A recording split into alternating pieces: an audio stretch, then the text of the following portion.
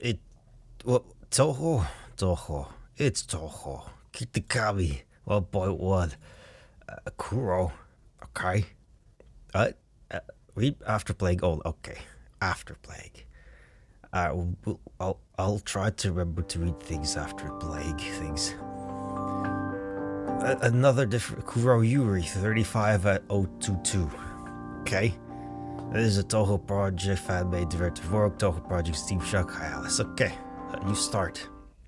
A disclaimer: there is one single ending and no branching. As such, quality of life functionality such as auto skip. Okay. Anti-demonic terms do not come to terms with themselves no more than the opposite poles of matter annihilate themselves. Okay. Okay. They are not only indestructible, but also the cause that induces movement, life, and progress.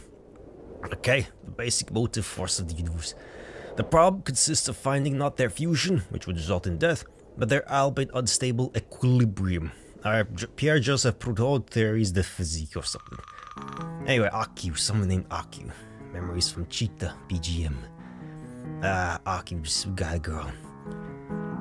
And thanks again to fuck's sake. Kamishirasawa sensei for inviting me today. Wait, do I know that word? Name? Not that I'm a bit jealous of not being invited to your last symposium, but let's move on. Okay, it's entirely mouse driven. Kind. Okay, we know kind of. Maybe.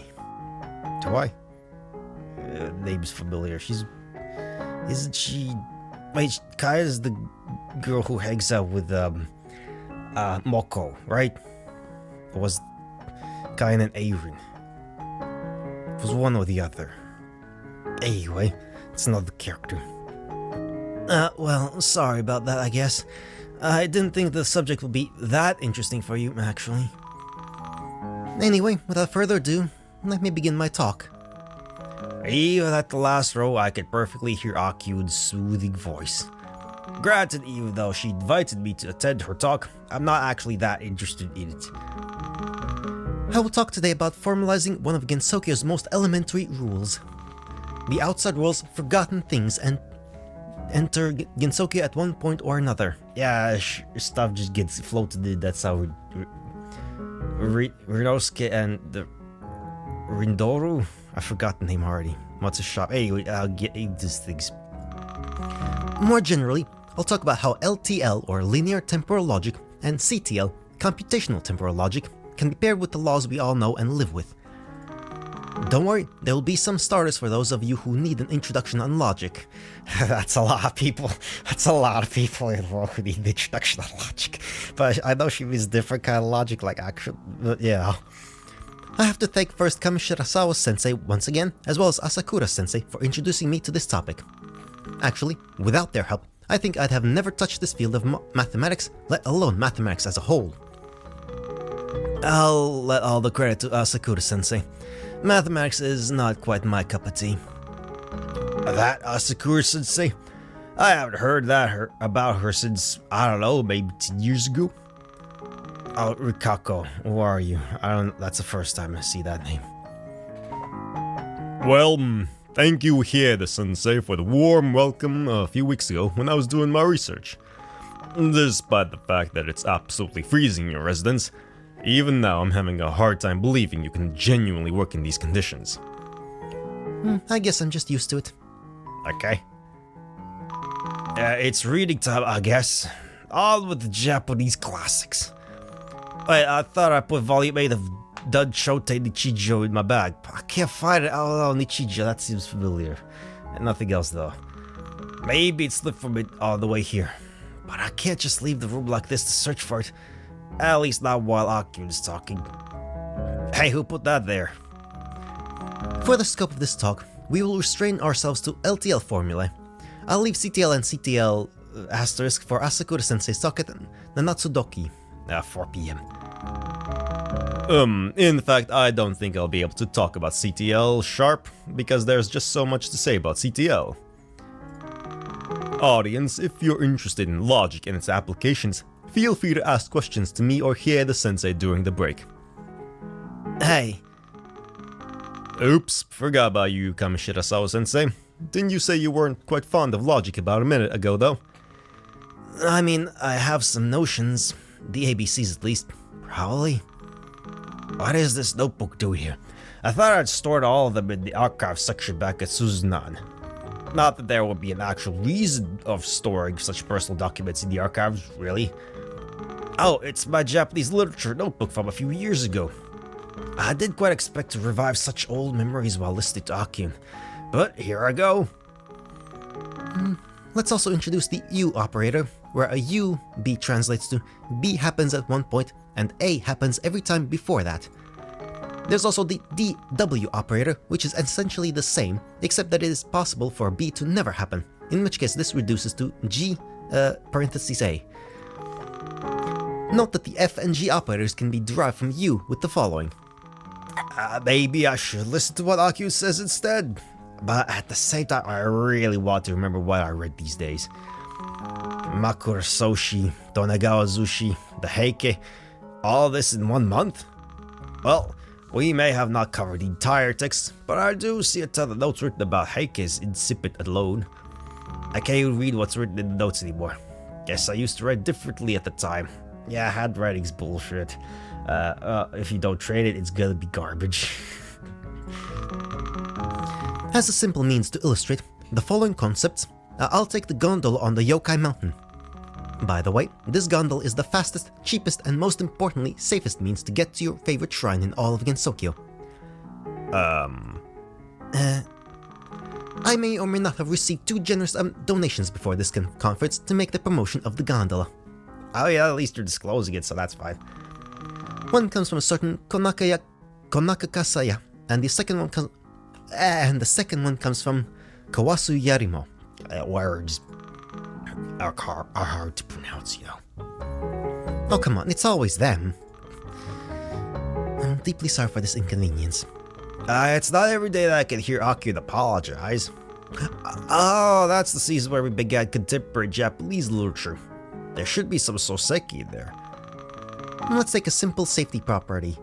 If a gondola is running on one cable, we are sure that there is no gondola on the same cable going the opposite way. First of all, we define our predicates. Let gu be the predicate. A gondola is running upwards on the cable. Tosaniki, and did we really study the Tosaniki for a whole month?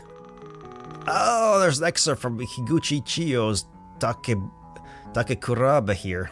I should reread this actually after I finish Danchote Nichijo. Oh, did my drugs really improve that much during this year? Wait, is that you? Aww, oh, cute little things. Rinka? Probably his voice. Chapter 2, math. Yeah, we're not gonna pretend to read. BGM, the girl who walked the old Oshu Road, there's no end there. Good morning, everyone. Class is about to start soon. Please get back to your seats. Oh, I almost forgot about something. From today onwards, you'll have a new classmate. Would you like to introduce yourself? I'm not sure if I can do this. She's a bit shy, as you may see, so please welcome her well. Her name is Kurosawajiri Rinka. She'll be joining us for a few months. Please take the last remaining seat near the girl with the bells. As it's the case every Monday, we'll start with a Japanese literature class. Again? That's right, I hate Mondays. Come on, the last one was last Friday. Please don't make these kinds of faces. Plus, we're beginning a new text today that I believe some of you will find quite interesting. Starting from today, we're beginning a chapter on the Tosaniki by Tsurayuki Kishi. As you may or may not know, this text was written from the point of view of a woman, despite Kishi being a man. In today's lesson, apart from reviewing classical Japanese grammar, we'll also have a discourse on why Kishi assumed the role of a woman in this work. Let's begin with the first few lines of the Tosaniki, which I'll now write on the board. Okay. As Kaede-sensei recites what seems like an incipit from some traditional text, a magnificent girl with lunar white hair sat next to me. Her white tsumugi, perhaps a nambu tsumugi, looked quite unnatural among the other students in the class. Hello? Oh, Kosuzu. No, that's someone else. Is it someone else? Are we from the perspective of course? I don't know. I don't know. I have not been able to distinguish that, but okay. I don't have that many voices, goddamn. Oh, hi. It has been some time since there has been new students at the Terakoya. So you are Rinka, isn't it? Kamishirasawa-sensei literally presented me a couple minutes ago. Sorry, I wasn't really paying attention to Kaina-sensei there.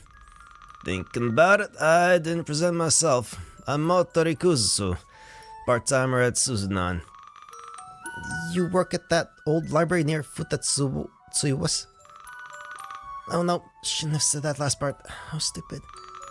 Yep, that's us. Although if you want to visit, we're doing some works in the basement to accommodate a new room. And I already know what I'll put in it. Anyway, I like to give cute names to my classmates. There's Moritan and Daichi at the front row, who are always fighting for the title of the Student of the Month. There's Mizuchi not far behind, who makes absolutely delightful kabayaki lampreys. There's Chiro too, who always gets scolded by Kain-sensei. Oh, also look behind Daichi with the black twin tails, that's Harutachi. She may seem utterly downhearted, but she tends to get along with pretty much everyone in the class. Except maybe Chiro, but that girl's quite the exception.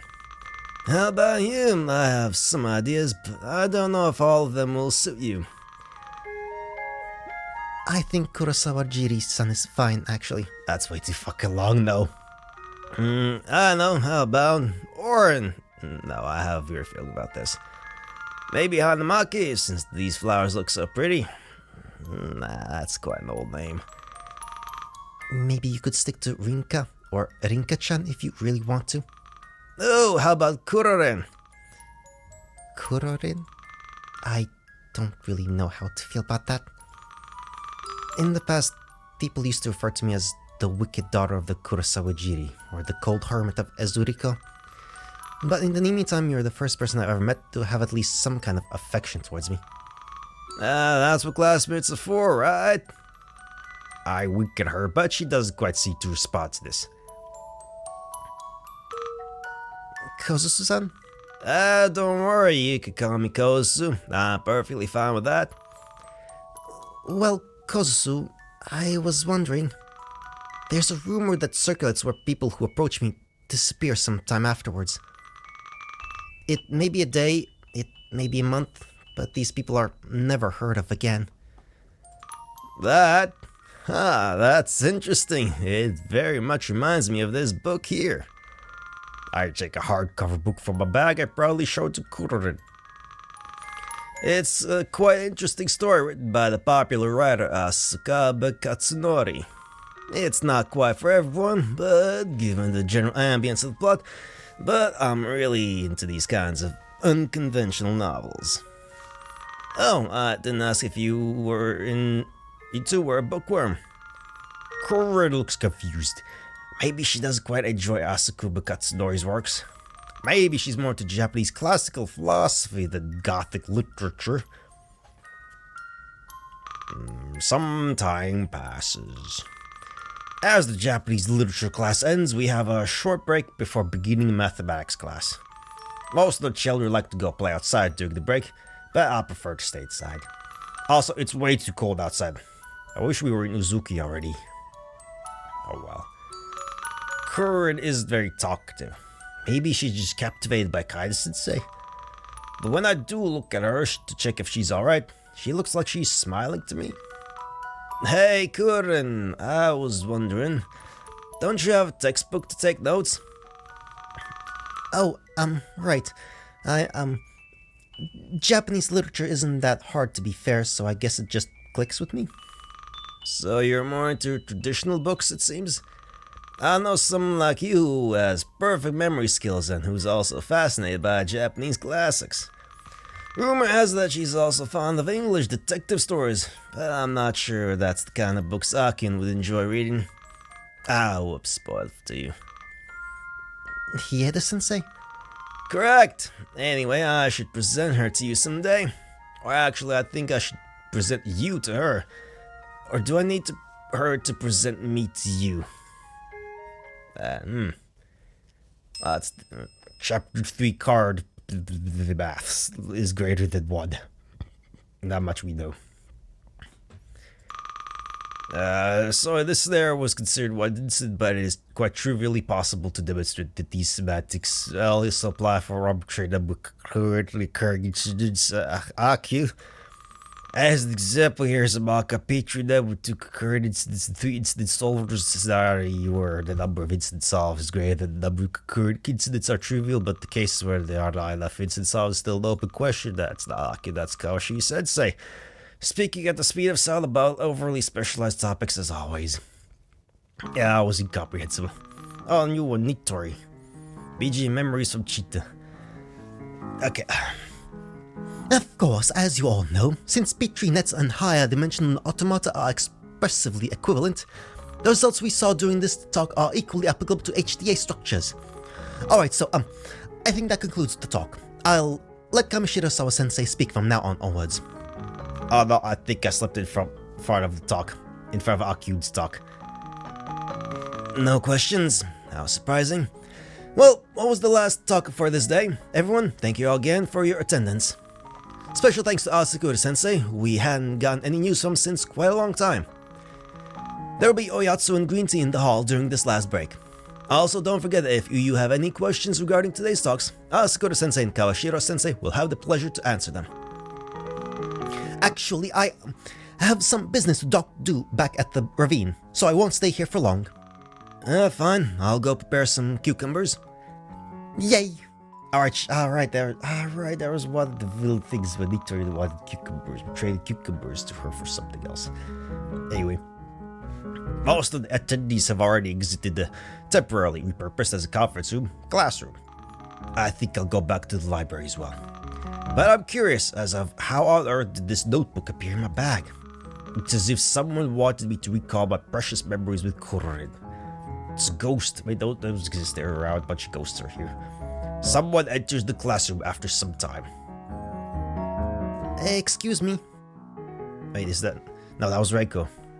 Excuse me. Well, if this isn't my Akyun... Oh, hi, Kozusu. And I've already told you to stop calling me like this, or else I'd have to resort to calling you Kosuchi. Please don't. What's wrong, Kosuchi? By the way, what are you still doing here? Trying to follow the talks, I think. Well, if that's the case, do you have anything to add about my talk? I must say, most of my today's talks were quite complex if you didn't have the appropriate background. Especially Kawashiro-sensei, though I knew she'd have a hard time explaining something to humans. You're making one of those faces again, Kosuchi. I mean, come on. LTL or even logic in general isn't quite hard at all once you get the grasp of it. Look, let's imagine again a timeline and an event P... here we go again. Actually, I'd say that Aku lecturing me is not that bad of an experience. Maybe it's just me.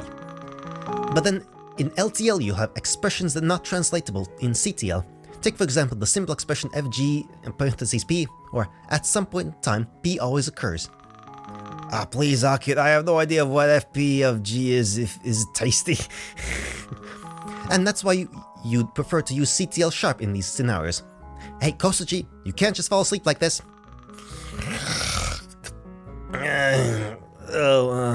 The answer is the man. It is just the monoid and the paragraph and the functors and... Ow! Aku hits me with a wooden stick. Not too roughly, so I guess she just wants to play with me there. Hey, I'm not Asakura-sensei. I'm not a natural at category theory. Actually, did you take notes in your Japanese literature notebook when I was talking? How did you... Short silence. Aku then smiles at me just like the first time we met. Don't tell me you've forgotten the ability of children of Miyare. You should have been more discreet when you pulled that notebook from your bag. Actually, it was supposed to be a volume from the Danchote Nichiju, but for some reason it wasn't there when I searched for it during your talk. Aku kneels down by my side and rests her head on my shoulder. That's the Kozusu I love. Always eager to discuss Japanese literature from the outside. My fear of being scolded by Akun immediately goes away when she caresses my hair with her delicate hands. Humid heat, something that I really needed in such a tense moment. You've really worked hard today, it seems.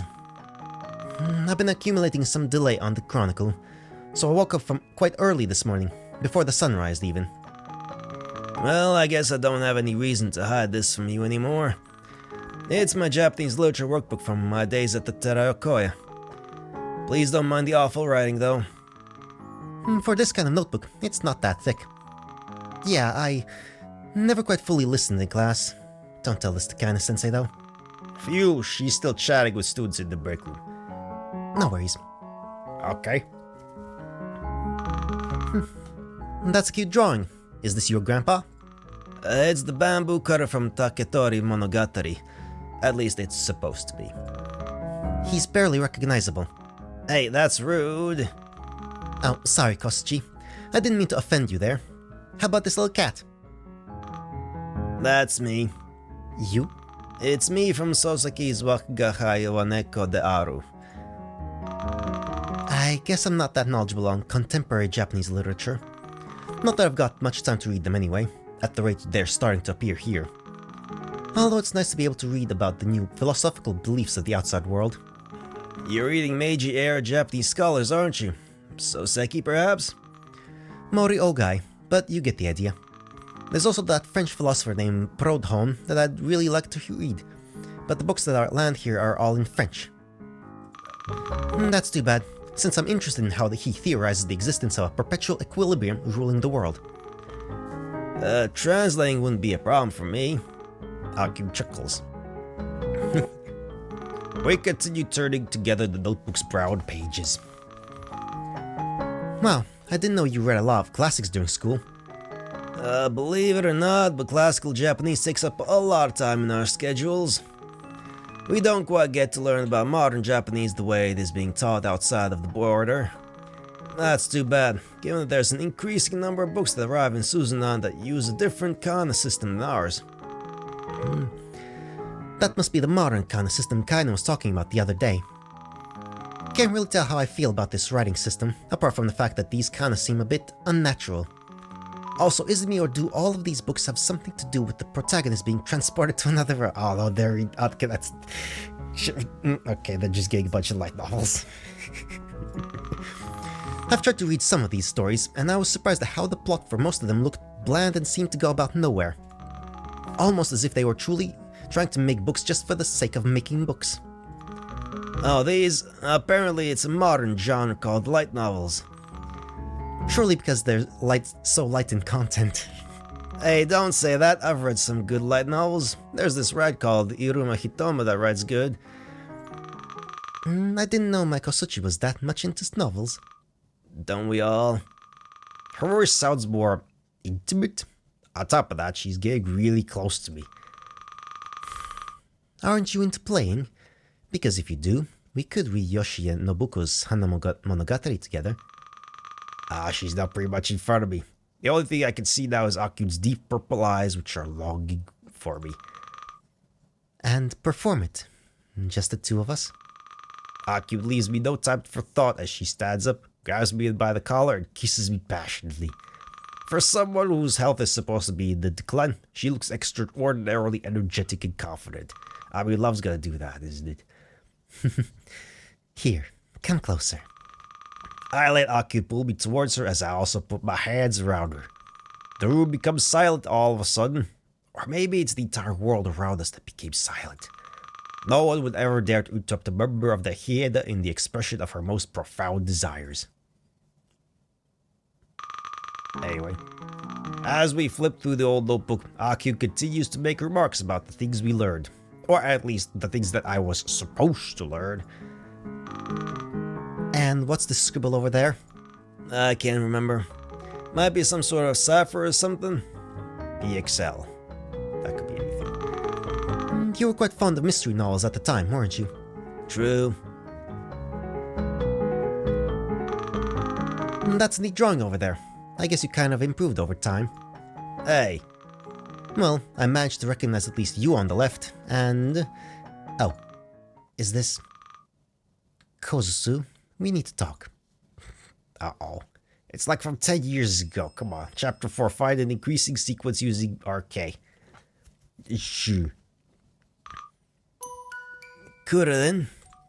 And the flowers you have on your head, are these lilies? Obijio turned by the lily. They are indeed. I didn't know you had some knowledge of flowers, Kozusu. Well, at least I can distinguish a lily from, say, an iris, but I'm not an expert like that gardener who comes sometimes at the library. I'm guessing this might be a white lily. This is a white lily, obviously. You surely know this flower is historically associated with beauty and pure love. That's what the Flora pictorial book said, at least. I think I should ask the gardener for details. She might know one or two things about it. I never saw this species, though. I suppose this is a black lily, because logic. This is, of course, a black lily. One of my favorite species. Although I'm also a fan of the vivid red hues of the licorice. That one looks so pretty on your head. This black lily is a flower I cherish since I first found it. I'm sure you'll want to hear its story. Not happily. I found it on the mountain during a particularly cold month of Shiwasu not long ago. I think there was a blizzard near there back then. Wow, you went all the way to the mountain to find this? It was not really high up, so the risk of alerting the local Tengu was not that high. Aren't there Tengu that can spot intruders at virtually any distance? Perhaps, but I never ran into them, so I guess I was quite lucky back then. So, black lilies usually emit a quite foul odor, but that one, that lonely flower that lived through the harsh cold, didn't. That flower had a delicate, almost irresistible fragrance, but at the same time, I was captivated by it and couldn't look away from its beauty. Weren't you just paralyzed by that blizzard? No, it was definitely this flower. The next thing I remember I did is delicately pick it up and attach it to my hair with some spare string I had. A Kuroyuri, who was definitely already quite close, embraces me. The atmosphere suddenly feels a bit more cold. The Ainu, on the island of Hokkaido, considered this flower as a symbol of pure love. She lays her left hand onto my hair, like she was trying to put something next to my bells. It is said that if someone managed to put a black lily next to their lover, she whispers in my left ear, nothing will ever be able to separate them. That day, when I went to sleep, I noticed a glacial black lily stitched to one of my bells. Very obvious symbol. What did she mean by that? Who the fuck knows, eh?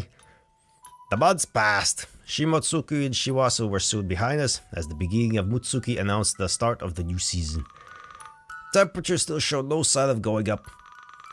Look, Oren, I drew the two of us in my notebook. Shouldn't you not draw in your notebooks?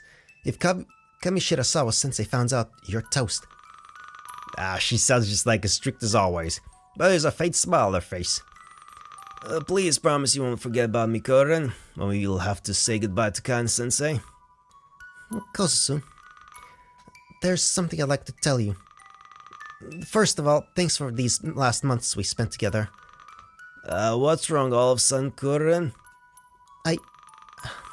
I'm sorry if this comes out of the blue for you, but I won't be able to be with you for some time. Oh, you're going on a trip. I didn't know you were such a person. Not exactly. In fact, I'm afraid I won't be able to return to the Terakoya before next winter. I need to take care of my grandma, who can't stand the heat. She lives quite far away from here, just behind the mountain. And since she might at any moment go to eternal sleep, I won't be able to return here. I'm terribly sorry. Also, I just want to say, actually, I quite like being called Kuroren. So I wondered if I could start giving you a cute name too. I didn't have much time to think about it, so forgive me if that's not to your liking. Korei-chan. I'm sorry if you don't like that. I'm still struggling with names. Kuroren? I don't understand. Or more likely, I don't want to understand. I know I will be able to play with Kuroren for the next 9 months, but my brains refuse to process this information. At the same time, the fact that Kuroren suddenly became a lot closer to me makes me euphoric. Kuroren, please don't leave me alone. Korei-chan, I can't. Don't worry though, I'll be back very soon. And then she never came back. Chapter 5. Yeah, the maths. DJ, one-way ticket to Aozasa. We arrive at the Hiedo residence as the strong cold winds gradually turn into a relentless blizzard. It should be right over there. Ah, there it is. Registry of Newcomers to the Village, Season 122. Let's see where you're living now, Kurorin. Season 122? That was decades ago, isn't that too early? Trust me, Kozu. Mind you, it's me who wrote down the names written in this registry. You've got a point there. Investigatives. After some time examining the registry... Q, is this document that long? It records every single entry of humans foreign to the village, so it ought to be quite voluminous. Of course, there are some yokai and other threats to the village that manage to slip through the cracks. If you're bored, you can try to find Futatsuya's son in this pile of documents. Don't worry about making a mess in our archives. Are you talking about that tanuki who sometimes happens to lie about that Geidonte? I didn't know you were a Geidonte regular. And yes, that Futatsuya. Who else could that be? Regular is quite a word. I've been there sometimes, but really only to hang around. The few times I did order something, it was only a couple drinks. Define a couple. And drinks while you're at it. I wouldn't want you to wander around the village after having some daiginjo. You know I can't have that. I drink responsibly. Said no one ever in Gensokyo. Anyway, where was I? Kumanari Hirokuza, 72, elderly, Yayoi 8, Kuzakai no Makine, 49, Okapiki, Yayoi 10. Stick out names. After some more time examining the registry. Kushiki Senka, 47, Kettle Maker. Oh, they were professions. Something like some of them. Minazuki 27, Kushiki Iori 13, Minazuki 27, Kushiki Inaoi 11, Minazuki 20. That's low.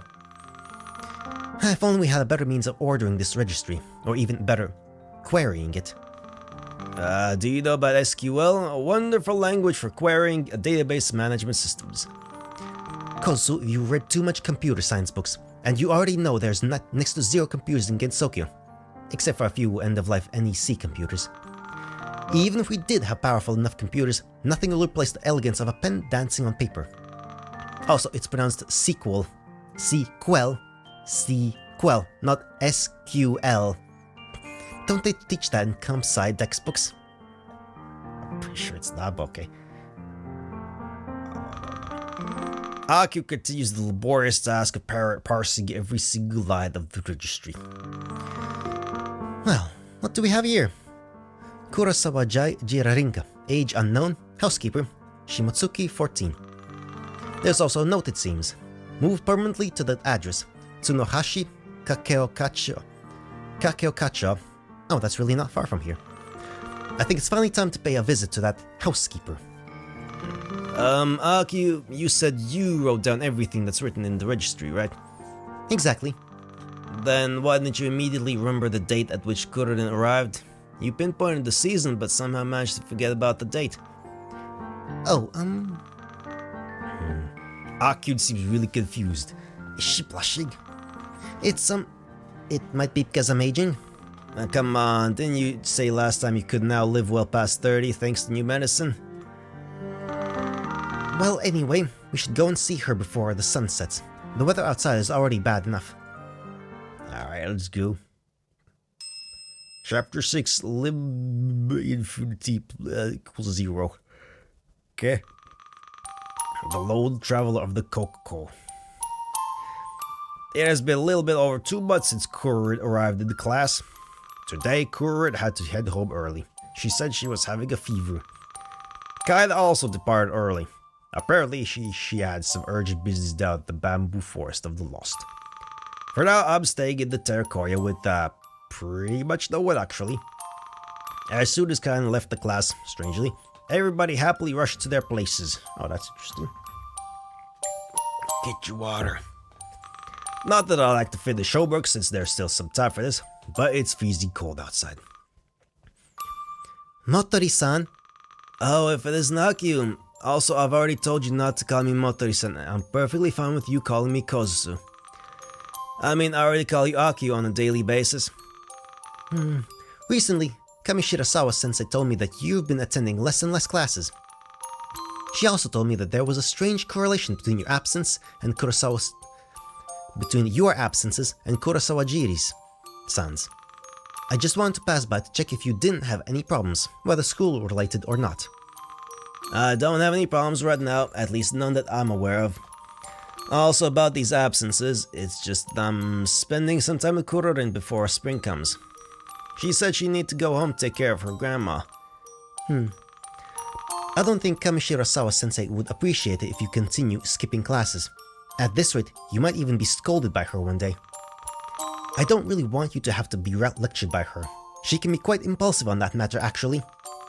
Well, to be fair, I've already seen Chiru being lectured so many times by Kan-sensei. Honestly, I wouldn't want to be here in these moments. But in the same time, it's Kurorin's last days at the village, so I thought it would be nice for her to be at her side until the end. Say, you're just jealous that I've been spending a little bit more time with Kurorin instead of you, eh? That's not true. First of all, I don't have that much time to begin with, between continuing to write the chronicle and going on field study trips. I'm just worried about your education. Please don't try to see anything personal here. Kurorin, won't she come back next winter? I don't know. I forgot to ask her. Maybe you could drop by tomorrow to talk to her in person? I might ask Kamishiro-sama-sensei a few questions about that Kurosawa Jiri-san.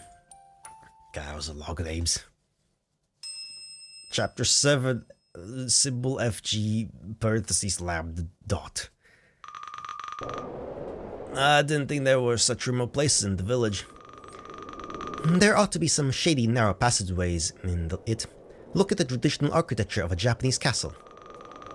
Due to the blizzard outside, we can't see further away than about a dozen ken. Okay, 20 meters or 70 feet. Fortunately, Akio being Akio, we managed to reach Tsunohashi without going into too many circles. This might be the southern edge of the village, as I can still see a glimpse of its walls through the storm. Kurosawa Jiri Rinka.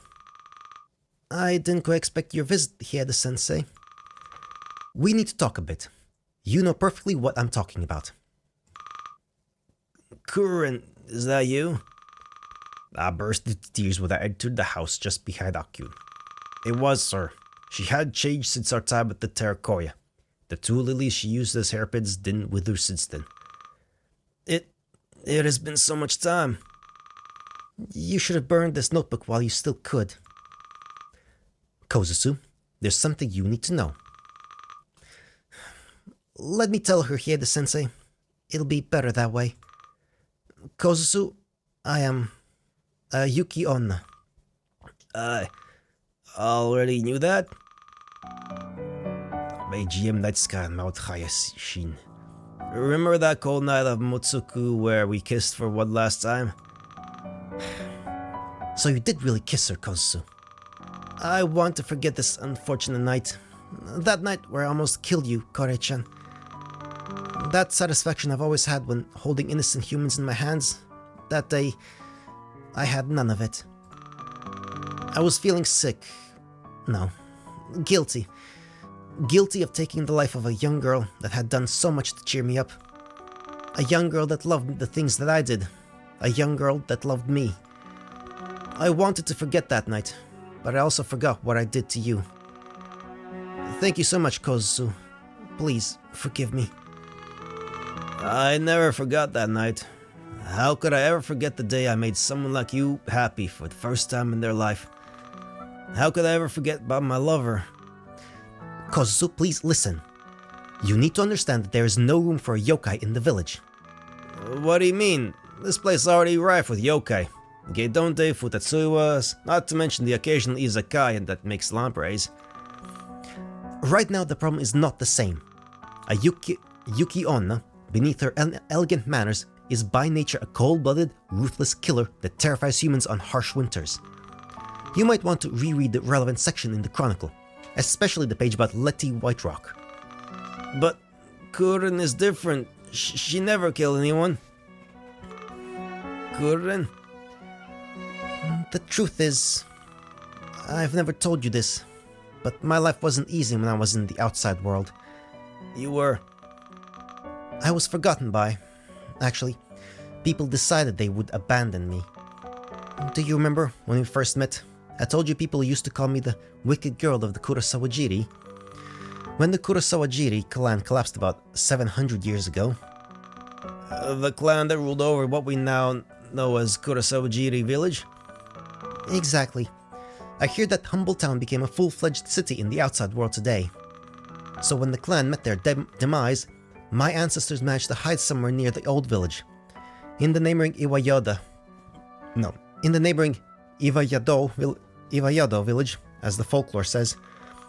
When I was born, my parents made the decision to try and get along with the villagers. That was a terrible mistake. It seemed like the locals still had some grudge with the clan's people. As a result, we were attacked by a horde of rampaging villagers armed with sticks and spears. They threw everything they could get a hand on at us. You name it. Rocks, rotten food, kettles, even a sickle. Panicked, I left Iwayado and my parents behind me and ran towards the west. Towards Ezuriko, then Waga, Yokote, Yasawagi, Honjo, and finally, the Sea of Japan, my final rest. I had lost everything. Nothing mattered for me anymore. I had nowhere to go, so I kept fleeing towards the west, towards the mountains, where no one could cause harm to me. The sun was settling as I entered the small village of Ezuriko. I was only greeted with closed doors and shut windows. There was an old woman that reluctantly gave me a place for the night. But the next thing I saw is her mutilated body at the entrance of her house and enraged voices outside. The moon was high up in the sky, but a few dozen torches illuminated the front of the small bookstore I traversed when I first entered that house. So I escaped through the back of the house's garden and ran as fast as I could towards the west once again. It didn't matter if I managed to enter Waga village before the morning. I was hopeless. I finally arrived to the end of a mountain path where a tiny wooden shack was standing in the snow. That day, I cried. I cried until I couldn't cry anymore. I cried until nobody could hear me anymore. I cried, alone, in this tiny wooden shack, knowing that it would become my home for the few days I had left to live. And then, winter came. All the sorrow I had quietly began to turn into a desire to end the lives of those who wanted my head. Just like they wanted to end my life. But you never took the life of someone with you, right? Well, one day, I remember seeing someone with bags full to the brim with rice on the road towards Yokote. Probably a farmer going home with food to endure the winter. It was freezing cold, and the wind soon began to pick up. I expected the farmer, a quiet old lady, to be exhausted after the walk from the central market at Kuroyuri, or Hanamaki, who knows.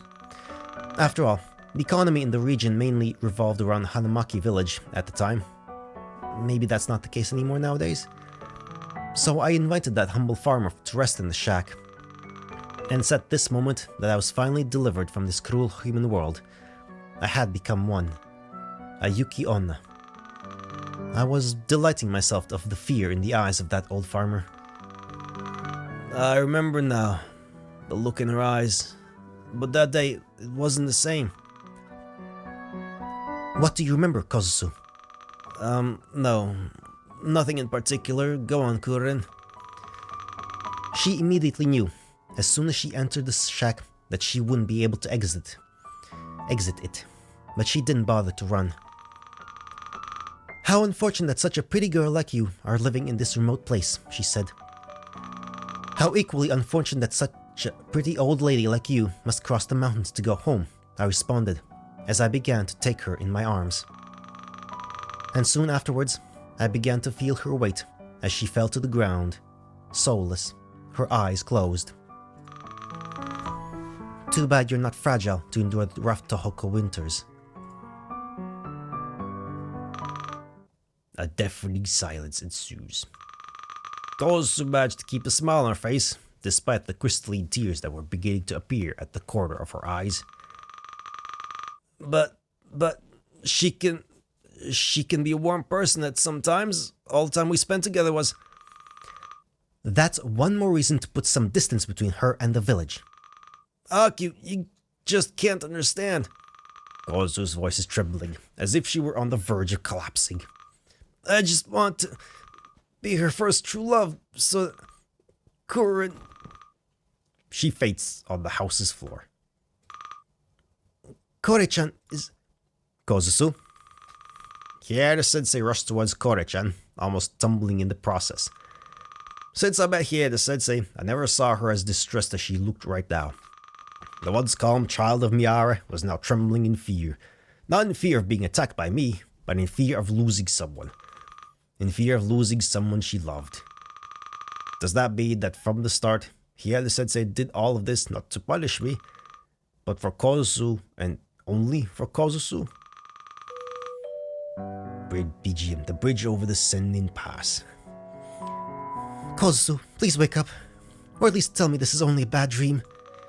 Please, you're too young for this. I only wanted to warn you. Akyun? Hieda-sensei also faints on the house's floor. This time back of the head first, as Kozusu managed to regain consciousness. Akyun, no, please settle down. You know that too much pressure is bad for your mental health. I can't live without you, you know it. Kuroyuri, her head is quite hot to the touch. I think we should get her something cold. Let me do something instead. Go on, but please don't hurt Akyun. I kiss Hieda-sensei's forehead. Before I notice it, I'm already on the ground enlacing her. She regains consciousness moments after. Now I see why Kozusu wants this much you to stay here. These pale silver eyes that only saw death and destruction. Hieda-sensei, please take care of Kore-chan when I'm gone. Feel free to come back to the village to visit her at Suzunan. It's not like other yokai don't already get inside these walls. Also, I hope you aren't too trolled by my behavior from these past seasons. That's not a problem, as long as you did it for her. You know, I've always asked myself if a close relationship between a human and a yokai would affect Gensokyo's equilibrium. Don't you want to find out what happens in this case? I'm interested. Tell me more. Come closer to me. Kozusu didn't lie about Hieda-sensei. Behind her deep purple eyes lie an equally deep desire of simply being a normal human. Attending festivals, relaxing to the sound of FM music, taking walks surrounded by Gensokyo's breathtaking scenery, and loving someone. I've always wondered if a Yuki Onna could use her powers backwards. Could I strengthen someone's spirit instead of seeping it if that someone filled my heart with hope instead of despair? Some more time passes. BGM Kitakami Romance at 022. Some more time passes as we wait for Hieda-sensei to get better. Akyun, please don't faint again like this. I'll try. In the meantime, please understand that I don't want you to never again get in touch with Rinka-san. I didn't mean to say you should be banished from the village for having a relationship with her, let alone even approaching her. Even though I'm concerned for your safety, she's still a formidable yokai after all. The point is, if Reimu, or any other incident solver for that matter, finds out there's a dormant threat quietly sleeping in the village, she might become furious and try to punish at all costs the culprit. Or culprits, should I say. Or worse, but I don't want to imagine such a scenario. You're not without knowing that the balance between humans and yokai is a terribly delicate one. Alternatively, this would also motivate other yokai to settle in the village. The human village. There must be a solution. To be fair, the solution is pretty much obvious. We just need to find a cozy place for Rinka to live in. A cold place if this isn't too cumbersome. And preferably not in the netherworld. I believe that you might also want to be close to the mountain. I've got a general direction in mind, but it's not far from the Misty Lake. Don't you mind having to wake up to an ice fairy freezing frogs? Not really, that's fine with me. Excuse me to interrupt you two, but why did this suddenly turn into a real estate show of some sort? I thought there was no such thing as a landlord in Gensokyo. Oh, right. Sorry, Kozu, but, you know, if we want Rinka-san to be happy, we need to find a new home that suits her desires. And I thought you were the one that believed yokai are the natural enemies of humans. It's pure logic. A satisfied yokai implies a lower probability of it attacking the village or a villager at random. Doesn't that mean that people would be less afraid of yokai then? Not exactly. It just means that yokai will be more efficient at fulfilling their role of maintaining Gensokyo's balance if they are satisfied. I don't think that can really be formalized, Dakyun, isn't it? So anyway, Rinka-san, let's go to your new accommodation. Do you want to come with us, Kozu? We should be back before the sun sets, the methinks. I think I'll be okay. I've already spent too much time with Kuroyuri back in the times. Don't worry though, I'll still come visit you sometime during the winter. Are you sure you'll be able to withstand the cold? That won't be much of a problem if I come in early Shimatsuki or late Mutsuki. Oh, also, one last thing. Kuroyuri, please promise you won't cause any harm to any passerby in the area. If this suffices to make you happy, then I promise you I won't. Oh, she hugs me like there's no tomorrow. Not that there are a lot of passerbys taking a casual walk near the Scarlet Devil Mansion to begin with anyway. We make eye contact. Soon Kori-chan understands my intentions. Kori-chan looks at Hieda-sensei. She also seems to understand as she smiles to both of us. Are you really fine with this, Sakyun? You remember Irumo Hitoma, right? I should introduce you to more light novel authors one day, Kozu. Oh. Cured at 35 at Ochuchuba. Avied by Hiroke. 583. Menu music for 50.5 Rito Yokote. Original PCB Ghostly Dream. Show or Cherry Petal. Credits music of Yolek Kidotsuki. Original PCB Ghostly Dream. Show or Cherry Petal. Chapters 1 to 3 music memories from Cheetah. Original EN. Nostalgic Blood of the East, Old World. Chapter 2 music, The Girl Who Walked the Old Oshu Road, original EN, Plain Asia. Chapter 14 music, A Turnip and Lily, original MS, Romantic Children. Chapter 5 music, A One-Way Ticket to Aozasa, original GFC, Passing Out Through the Dera Fields into Something. Chapter 6 with The Lone Travel of the Kokuku, original Cost, Kids Festival Innocent Treasure. Chapter 7 music, That's Got No High Achievement, original PCB, The Fantastic Tales from Todo. The Bridge Over the Sending Pass, Paradise Deep Mountain. Kitakami Romance at 0222, original 1941, Kitakami Yakyoku. Sound effects, Pixabay Touhou sound font. Backgrounds, see Creative Commons Attribution. Oh, we shall go look at that. Special thanks to many the Touhou game dev community, of course. Get Soka ready for the awesome music, you're down for the thing, and you. There was something else they missed because passing by too quickly for my reading speeds. New chapters unlocked. Oh wait, no, it means like that. In that regard. Yeah, like you can. Ah, wait, no. There's Alpha and Beta. Chapter 8. I think. Oh yeah, the past. Kozu, can I ask you something before I depart? It won't be very long. I wanted to ask you something about you and Hieda-sensei. Kozu, you didn't talk since we left the Terrakoya. Kuroyuri, I can't believe we'll not see each other for 9 months. I'm deeply sorry, Kozu, but you already know I won't be able to leave the mountain. I know, but I still can't quite get over that. Listen, Kozu, I know you'll miss me, and I'll also miss you, but I cannot betray my family now. Plus, you're in quite good terms with Hieda-sensei, so maybe she could provide you some emotional support for the first month or so. Don't worry, it's just 9 months.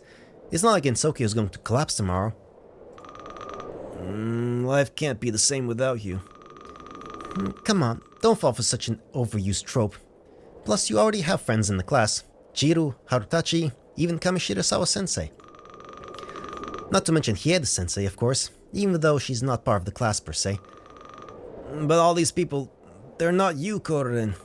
I want to be with you until death do us part, even though you'd have to see me suffer when my hour will come.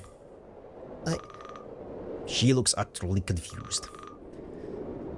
Kozusu, what are you insinuating? I grasp her white sumogi's long sleeves and hold both of her immaculate hands so that she can't look away from me. I don't need to be more concise, do I? But aren't you already in quite good terms with Hieda-sensei? And me loving her does not mean I shouldn't love you too for who you are. Ah, darn it, I said the word. You love me? That's impossible. Oh, I guess I can't hide now, can I? Of course, Kurin, I love you. I've loved you since that day we met. Are you saying this because you want to appease me? You know I would never lie to you, Kurin. But Hieda-sensei, that's not quite the same. We both get along well because we're both just fascinated by books, especially these landing in Getsuke from the outside barrier. If I love you, it's because you radiate such a mysterious, such entrancing aura. There's something in you that desperately wants to break free, that keeps you from enjoying life at its fullest. Kurin, please understand. I only want to help you there. Kore-chan, is this what you honestly think of me? As always, my radiant smile suffices to show her I don't want to lie to her. However, I soon begin to notice a numb sensation in the palms of my hands. Kurin, your hands are cold. Startled, she swiftly withdraws her hands and makes a step backwards. What's wrong all of a sudden? We're just getting started. Nothing of concern. We can continue if you want. Kurin, I'm a bit confused about something. You said you need to take care of your grandma, who lives not far away from the mountain. But I don't think you ever talked to me about your grandma, let alone your family. So I'm starting to believe you're hiding a deep secret you don't quite want to reveal to me. Granted, this looks a lot like the plot of so many mystery novels, but that's sincerely what I'm thinking of at the moment. Kurin, are you... Kozusu, I could never... Are you, by any chance, a Yuki-onna?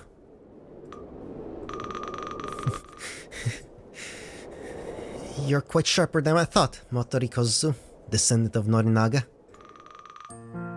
That's the first time I ever heard her laugh. BGM does blossom the winter lilies. Well, it was not an all-out burst of laughter, more of a sinister grin.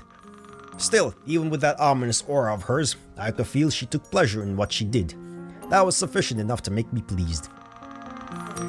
At this rate, you might even elevate yourself to the rank of Indescendant Solver. But you're not without knowing there is no place in the village for a human who tried to befriend the yokai. So I'm afraid I'll have to reduce you to silence. Forgive me for this. We stand in front of each other, looking into one another's eyes, in a profound silence occasionally interrupted by glacial gusts. Kurin, if that's what you want, please take me into your arms. One last time. Kore-chan, you fool. Please promise me I'll be the last person you take the life of. Don't you understand yet?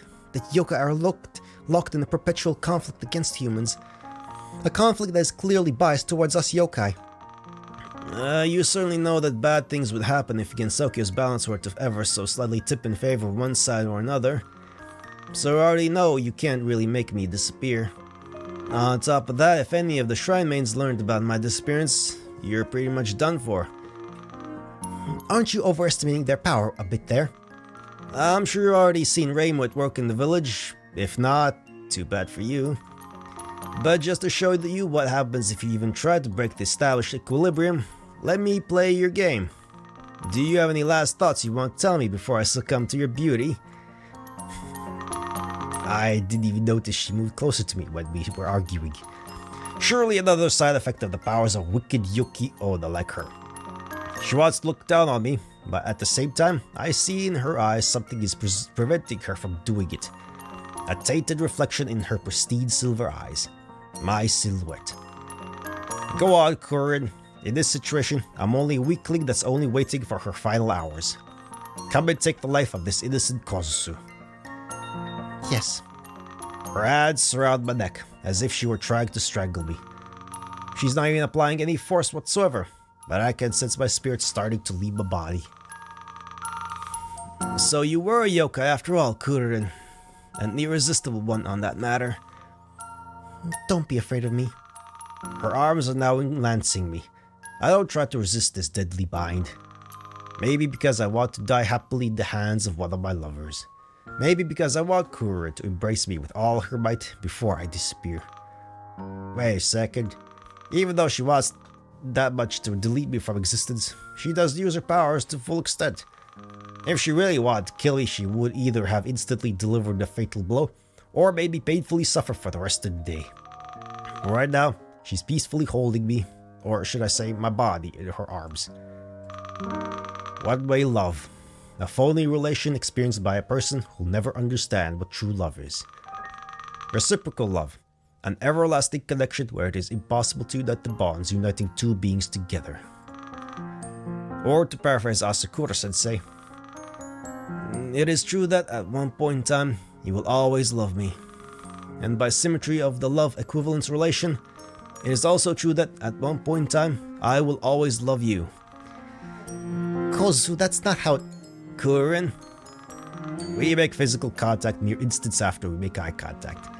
Never could have I imagined I would have such intimate relations with a yokai one day. The deeply reconforting sensation from a cuddling, beautiful girl that you know loves you. The oddly soothing sensation that emerges when my vitality slowly gets absorbed by her. The adrenaline from maintaining a forbidden relation in the confines of the village.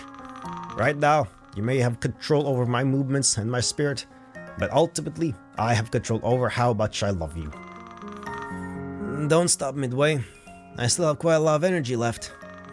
I continue to peck her adorable cold lips. Her body is starting to warm up. Maybe she didn't expect our first kiss to happen in such circumstances. Her hair, a bit shorter than Akyun's, lightly resonate when I run my right hand into them, like delicate icicles. Come think about it, I've never touched Kuroyuri's hair since I fall in love with her. The sun has set a long time ago.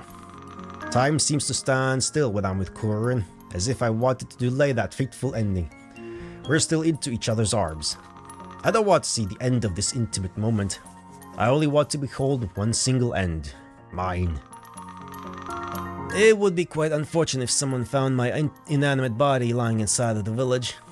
So when you finish leaching the last bits of vitality I have left, please throw my inanimate corpse in the river and cover me with snow. My voice sounds muffled, devoid of my usual energy that made Kuroyuri a little less gloomy in the past. I can't do that. Why not? Don't tell me you're as scared of a schoolgirl. I'm unable to do this. You're probably thinking of traditional Yuki-Oni in southern Mutsu province. You have no choice. You know you cannot forget me. Her grip becomes stronger. I sense a fire burning in her eyes. Not a weak reddish flame that she's desperate to keep lit, but a vivid blue bonfire that animates her. Not a fire that consumes her from the inside, but a fire that wants to spread to my fragile body.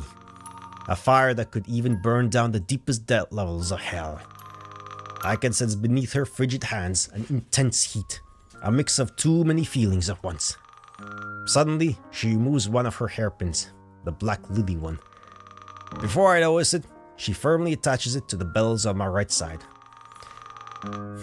Kozusu, just admit that every human is bound to become a yokai, or be the victim of one. Do you have any tangible proof to demonstrate your claim? I do. I sense my lips becoming again into contact with hers. They are a bit cold, but less than what I expected.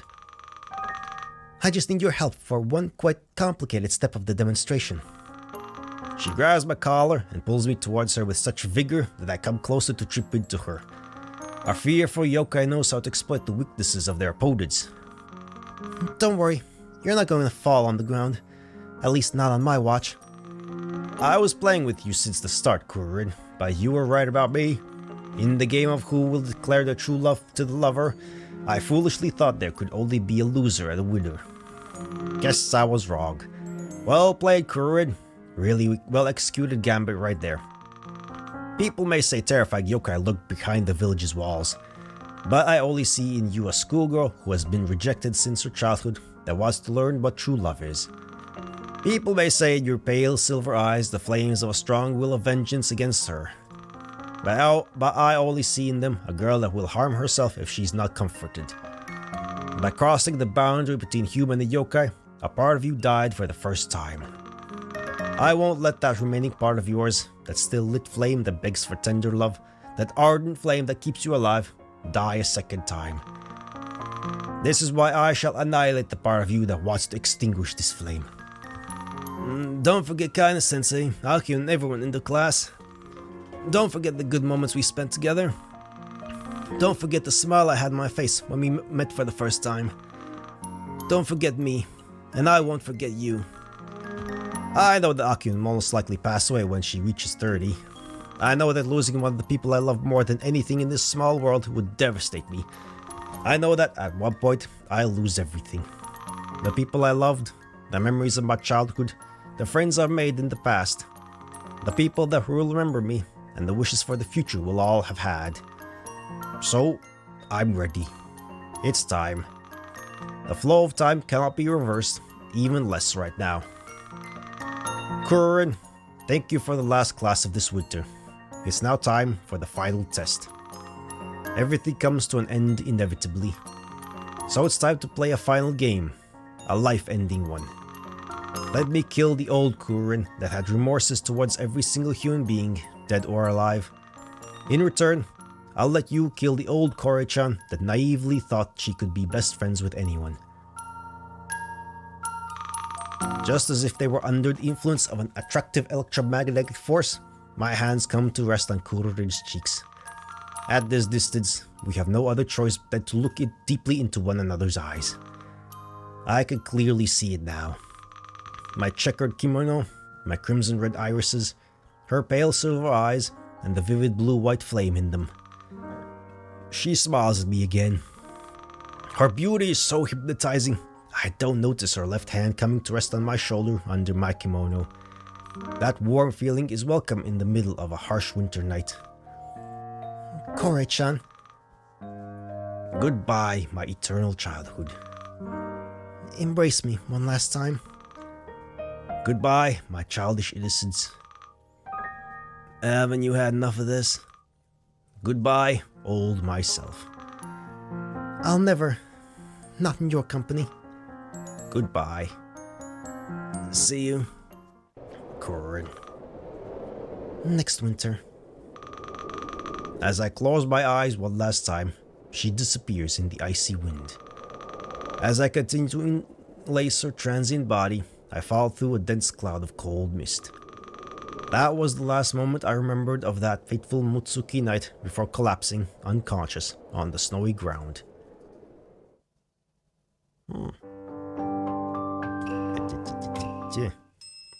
Chapter 9, The Forbidden K3 Clique. That's how she departed. Kuroyuri, I'm sorry, I forgot to visit before spring arrives. I had stuff to do back at the library for the last few months. I don't know who's the conductor. Oh, conductor, it's train. Oh, we're on a train. We're on a train. The old sage's pocket garden. Next stop is Hokakudaira 4. Hokakudaira. Hokakudaira 4. Please pull the handle if you are attending a light. If you're alighting at the next stop. Alighting, that's the word. I wonder, how did the Yuki Onna manage to live for so long in the village without being noticed? Surely people would start being worried about Kuroyuri when she stopped coming to the Terrakoya, especially Kaida-sensei. Passing. Next up is Hokakudaira Community Center. God, these words. Or maybe she talked about her problems to Kaida-sensei before her departure. Who knows? Maybe Kaida-sensei knew from the start that Kuroyuri was a yokai. She's a Hakutaku after all. Maybe she has some connections. But does that mean... Nah, she wouldn't do this.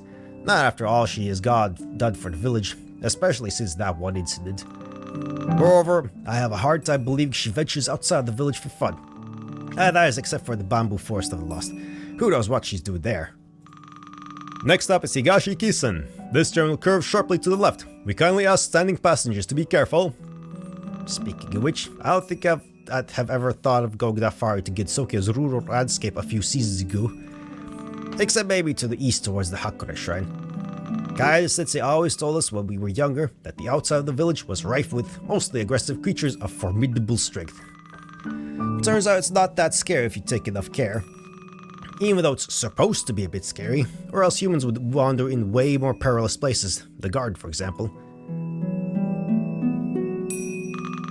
Next up is Shionome. Transfer for the 8 towards Hiede Minari, the 108 towards Minari Danchi, and the 101 towards Hiede Hibyon. Don't know why, but I love going outside of the village to see the sights. God, I need to go drink some water. It's already been an hour? Holy shit.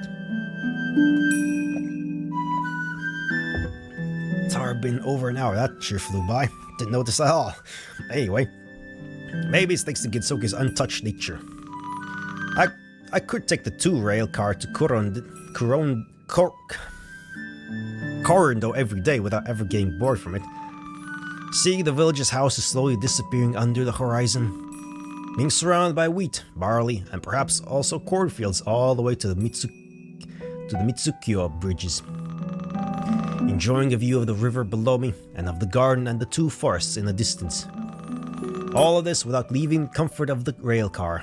Well, comfort is quite a relative word, since I wouldn't spend an hour on these wooden benches. All in all, despite the risks, Gensokyo is still a small paradise in itself. After all, from what I've read in some magazines from the outside world, things are looking pretty grim over there. They always do.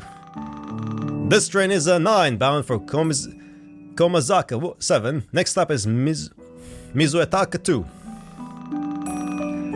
As the old newspapers say, they built a gargantuan factory not far from Kuroyuri's old village. It looks like an intimidating building where humans toil to produce metal beasts of terror.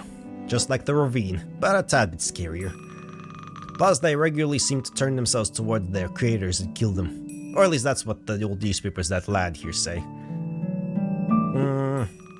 Speaking of which, I don't really think humans could compete with the Kappa on the industrial scale. First, they're just too good at producing cutting-edge technology. Well, they most of the time know how to use that technology to begin with. Second, if we suppose that humans do manage to reach sufficient production levels, that would severely affect the Kappa's society income, and I don't want to imagine what happens next. Except that the competition between humans and Kappa could degenerate into a commercial war, inciting both sides to produce more. Who knows if the humans will be able to keep the pace. Next up will be Hatoyama Koma. This is a service stop only. No passengers will be allowed to disembark. A famous writer from the last century, can't quite remember their name, wrote a novel about the manifestation of primal instincts in humans suffering from an extreme poverty. It was not exactly the same context, as it took place in a coal mine, but there's no mines either in Gensokyo. If life conditions in the village degraded to the point where humans need to struggle for their survival, it could severely unbalance Gensokyo's precarious equilibrium. Yeah, I might need to read again on some basic economy concepts. All that being said, maybe Kaede Sensei was talking about what happens outside the border back in the day. Next up is Hiyorihara. Anyway, maybe I should stop worrying about what happens outside the barrier to focus on what's already happening inside. There's absolutely no one in the railcar. Well, there was a kid that alighted at some stop earlier. Was it Shionome? But that's about it. I'd like to sleep, but I just cannot since this railcar is painfully loud. And the announcements over the speaker don't help either. Next up is Kuishiwara Higashi. I wonder why did the Moria Shrine help build such an extensive railcar network? Of course there's a financial argument behind this, but does the shrine really expect people to travel daily from the village to the mansion? It might just be a stunt to try to attract more people, I guess. After all, there's now a railcar running towards Korondo to the west. The 2, that is. I'm pretty sure its construction was decided by that shop owner to try to attract new customers. There's even one running to the east towards the Hakure Shrine. Well, at least all the way to the middle of the Yokai Road now. How unfortunate this project stopped due to construction costs. Too bad Reibu doesn't ask for help from, I don't know, the Morias. Passing! Next up is Kushiwara Ushidodo. Come to think about it, but that greed shrine maiden at the Moria shrine may have something to do with the rail car lights popping up everywhere. Surely she has already used these kinds of rail cars when she was still in the outside world. At least there's an old magazine, perhaps from the Showa period, that has pictures of them running through fishing villages near Suwa Lake. I guess it's just that Ginsoku is slowly catching up with the outside world. It's also a bit strange that she was not invited to talk at yesterday's symposium. She always enjoys talking about overly complicated subjects in front of an audience, and she does with such a confidence. Even at that mock talk about frogs and snakes, she managed to stay serious. Maybe her extensive knowledge of the outside world was deemed a potential bias by Akyun. Next up is Uchigaya. It would be great if we had some means of knowing where we are right now. Sure, you could orient yourself using landscapes like the mountain, but that's about it. Since only few humans dare to go to these secluded parts of Ginsoku, nobody has ever found it useful to put distance markers or something. Even humans living outside the village, while not numerous, don't really often use toponyms to say where they live. They just say they're on a mound about 1 reef from the village, leaving from the east and turning right at the first fork, or something like that. Passing! Next up is Ichirizuka. Oh, that might be the misty lake behind that hill. Next up is Kitakami Kinenkan. Well, seems like we've already arrived. We will stop at the next station. Thank you for using the Moria Electric Railway today. As the railcar speeds away in its loud metallic roar towards the north, a small wooden house stands before me. Actually, maybe shack would be more appropriate given its state. Mount Yakashi Pure White Crown, BGM. As I cross the railway tracks, I realize that's about the only dwelling in the vicinity. The sole door leading to the inside is wide open, but that's about the only thing that is reassuring when viewing this shack from the outside. Actually, doesn't that mean that heating is non-existent in this house? I know Kurorin's used to harsh winters like these, but doesn't she need to, sleep? And as I expected, there's no difference between the temperature outside and inside. It might actually be colder inside, in fact. Surprisingly, the interior of the shack is quite bright thanks to a gorgeous amount of sunlight, but it's still not enough to beat the cold. There's next to nothing in this house, which might just be considered abandoned at this point. In the center of the main room stands a humble wooden table, barely higher than a kotatsu, with an earthenware teapot and unfinished cup of tea next to it. Of course, the tea is quite cold. However, its color is not the traditional, some could say bland, light goldish color we are used to. Instead, the deep brown tint of this tea reminds me of Chinese teas residents of the mansion value so much.